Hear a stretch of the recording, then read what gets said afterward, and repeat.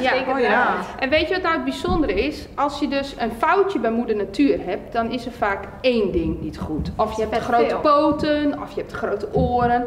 Maar dat hij zoveel dingen hebt die niet kloppen, dat is wel heel apart. En dit is hem dan. Het speciale stikkelbargje is vond bij Bakkerveen. Squalband van het Noordwind College vindt het maar bijzonder. En wel heel erg apart, want dat zie je niet echt vaak. Dat het zo'n grote neus en de oren en de poten vooral heel hoog. Dus ja, echt een bijzonder beestje.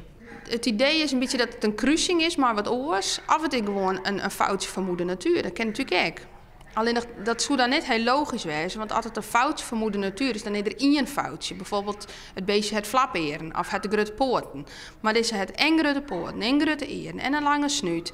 Dus er zijn meer dingen die afwijken. En dat pleit dan net voor een foutje. Dan moet er eigenlijk wat oors wezen. Maar ja, wat? Omdat ze vol vragen zitten bij de vogelhelling, wordt er onderzoek gedaan naar de stikkelbarg.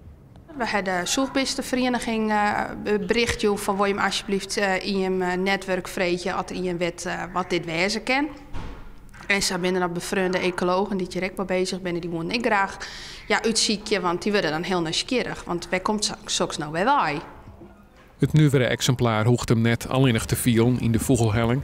Het tilt op het stuit op van de stikkelbargen bij de opvanglocatie in Oerterp. Ja, het is wel weer meer dan vorig jaar.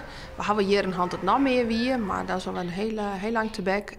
Maar dit hier rint het wel echt heel hut op. De vogelhelling roept meestal dan ik op om net samen een stikkelbarg binnen te brengen. Als er oudai skarrelt nou, dat hoeft net een probleem te wezen. Maar als er hem net oprollt en je zegt al een keer ongedierte, ja, dan het beestje zorg nodig.